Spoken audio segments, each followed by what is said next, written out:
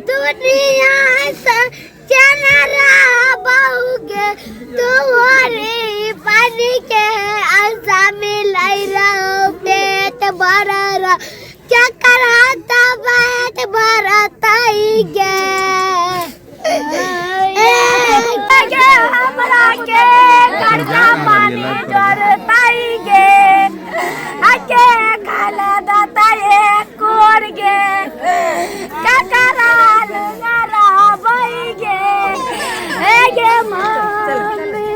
तो बुजुर्गों अजीजों, जैसा कि आपने देखा है कि बिहार में मधेपुरा एक जगह भैरव पट्टी में जो हमारी बहन के साथ जो निर्मय हत्या हुआ, जो वाकया आपने देखा है कि किस तरीके से उसके साथ ब्रूटैलिटी हुआ और घर वालों ने बाद उस बेवा एक औरत है, उसके बच्चे हैं, 4 बच्चे हैं और जितनी ज़्यादती हुई है मुझे समझ में नहीं आता है। आखिर सम्राट चौधरी जब से आप होम मिनिस्टर बने हैं तो होम मिनिस्टर का दायित्व होता है ना क्राइम को कंट्रोल करना। आप तो चुनाव से पहले बुलडोज़र की बात करते थे, लॉ एंड ऑर्डर की बात करते थे। आपको नहीं दिखता है कभी अतर अंसारी को मारा गया, आपको नहीं दिखा। आपको मुर्शिद के साथ मधुबनी में क्या हुआ, आपको नहीं दिखा। बगल में मधुबनी से 4 कदम आगे है मधेपुरा, आपको नहीं दिख रहा है कि ये चीज़ क्या हो रही है।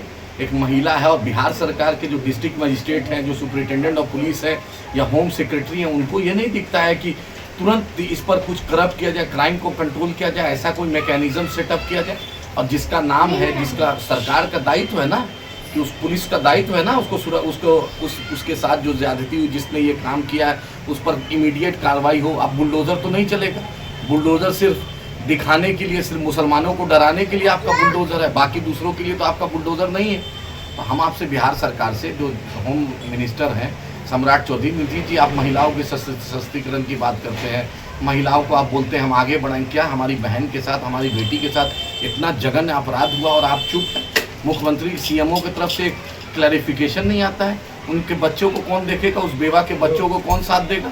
बतलाइए, आज कौन उसका सिर पे हाथ रखेगा? आप ही बतलाइए। हम यही आपसे मुद्दमाना गुजारिश कर रहे हैं मुख्यमंत्री जी, पानी सर से अब चढ़ रहा है। इतनी ज़्यादती, इतनी ब्रूटैलिटी, अब क्या होगा?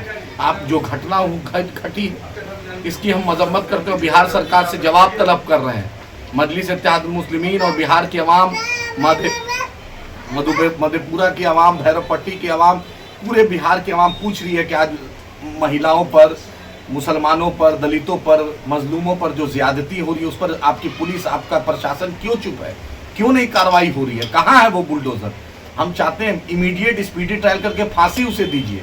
फैमिली का, उन बच्चों का सोचिए। बिहार नीतीश जी सोचिए, सम्राट चौधरी जी आप भी परिवार वाले हैं, पूछिए उन बच्चों का क्या होगा, जो मासूम बच्चे हैं, जिसका बाप का भी साया चला गया था, इसकी माँ का भी साया चला गया।